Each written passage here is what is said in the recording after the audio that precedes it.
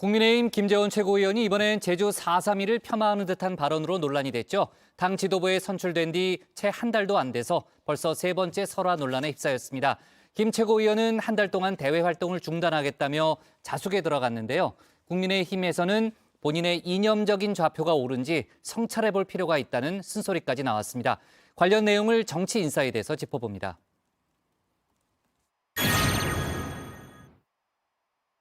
우리나라 국경일로서는 3.1절, 제헌절, 광복절, 개천절, 한글날이 있는데 대통령이 보통 3.1절과 광복절 정도는 참석을 하거든요. 그리고 4.3 기념일은 이보다 조금 격이 낮은 그 기념일 내지 추모일인데 무조건 대통령이 참석하지 않은 것을 공격하려는 자세는 저는 맞지 않다고 보고요. 이 정도면 입만 열면 사고라고 해야 할까요? 국민의힘 김재원 최고위원, 정강훈 씨와 쿵짝을 맞춰 최근 2번이나 구설에 휘말렸었죠. 저는 앞으로 전광훈 목사님에 대해서는 이야기하지 않겠습니다. 전광훈의 전자만 꺼내지 않으면 된다고 생각했나 봅니다. 이번엔 제주 4.3 추념식 격하 논란을 일으켰습니다. 4.3 추념식은 격이 낮아 윤석열 대통령이 꼭 찾지 않아도 된다는 논리인데요. 당장 국민의힘 내에서도 비판의 목소리가 쏟아졌죠. 서해 소의 날은 국경일이었느냐, 프로야구 시구 행사는 격이 높아서 하셨느냐 나를 세웠습니다. 민주당도 이 틈을 놓치지 않았습니다. 지금 날개도 없이 추락하는 국민의힘의 격을 보고 있자니 말문이 막힐 지경입니다. 추억의 오므라이스의 역사를 팔았던 자리는 격이 높아서 가고 비극적 역사로 희생된 분들을 추념하는 자리는 격이 낮아서 갈 수 없단 말입니까? 새 지도부로 선출된 지 아직 한 달도 채 되지 않았죠. 그 짧은 사이에 벌써 세 번째 실언인데요. 앞서 김 최고위원에게 삼진아웃제를 적용하겠다던 국민의힘. 음주운전도 삼진아웃제가 있지 않습니까? 예. 그러니까 이번에는 새로운 지도부고 또 어떻게 보면은 1등 최고위원으로 당선됐기 때문에 어떤 자신감이 좀 어떻게 보면은 자신감을 표현한다는 게 조금 그 왜곡된 측면이 있기 때문에 좀 지켜보자. 좀 더 지켜보겠다는 아니란 입장을 내놨습니다. 김 최고위원 스스로 당분간 공개 활동을 모두 중단하겠다고 밝혔죠.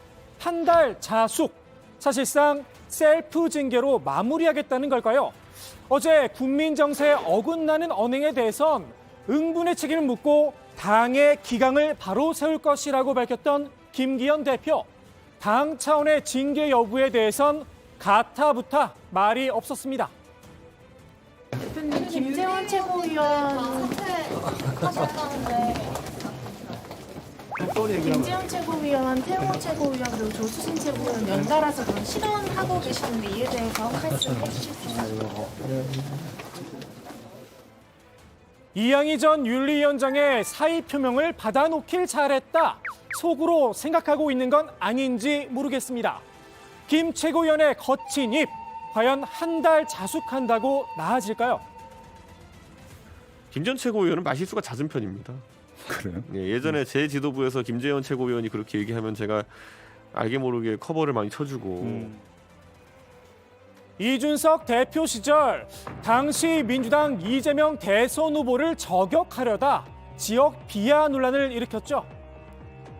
이재명 그분은 안동이 아니고 예안 출신이라서 그렇게 기본이 안 돼 있다 그런 이야기를 하시더라고요. 근데 안동에서 어떻게 이런 분이 나타났냐 했더니 또 다른 안동 시민은 그분은 안동을 아주 일찍 떠서 안동에서 교육받을 기회가 없어서 그렇다 뭐 이런 이야기도 합니다.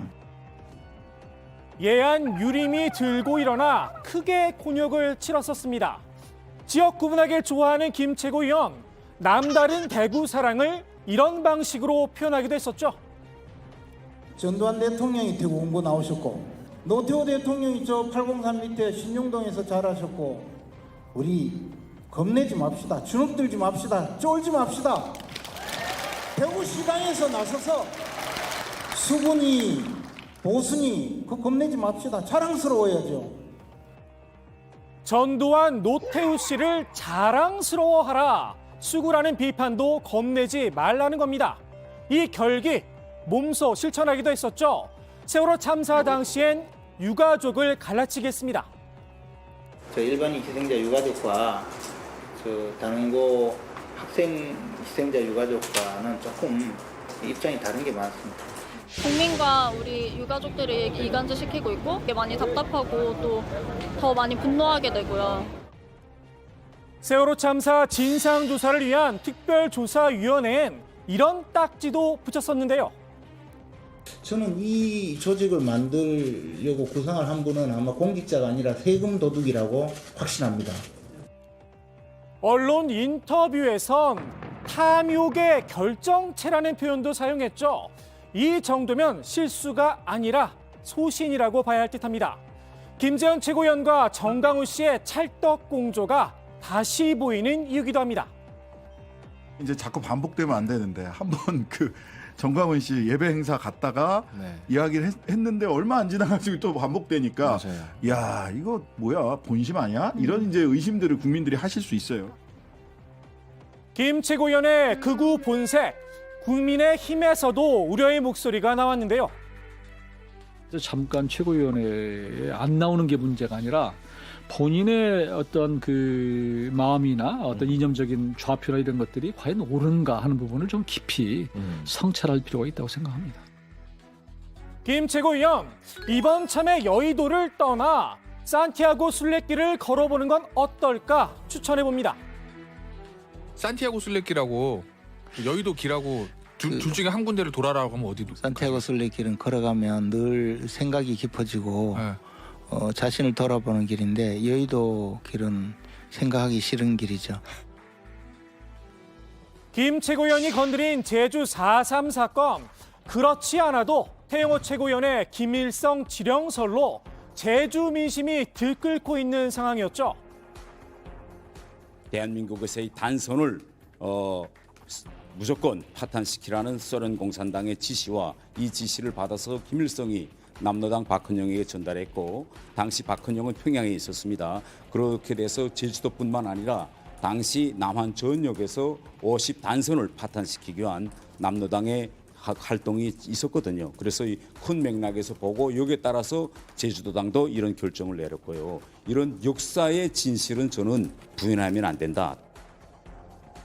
박헌영이 김일성의 지령을 받아 제주 4.3 사건을 일으켰다는 건데요. 서울대 주사파의 핵심으로 활동하다 전향을 했죠. 국민의힘 하태경 의원, 태 최고위원이 역사의 진실을 잘못 알고 있다 꼬집었습니다. 제가 태 의원한테 이야기를 해드려야 되는데 제 지식으로는 남로당 지시고요. 남로당 지시고 48년에 그때는 남로당이 김일성의 북로당이랑 분리돼 있었어요. 그래서 김일성하고는 상관없이 남로당 박헌영 주도로. 이건 또 역사적인 얘기니까 역사의 판단에 맡기고. 저는 태 의원 의견에 동의하지는 않습니다. 당시 김일성과 박헌영 정치적으로 동등한 입장이었다는 겁니다. 솔방울로 수류탄을 만들고 나뭇잎을 타고 강을 건넜다는 김일성 우상화 교육. 태 최고위원이 아직도 김일성 중심 사고에서 벗어나고 있지 못한 게 아닌가 싶기도 합니다. 태 최고위원의 발언이 더 문제가 되는 건 극우 세력 활동의 자양분이 되기 때문인데요.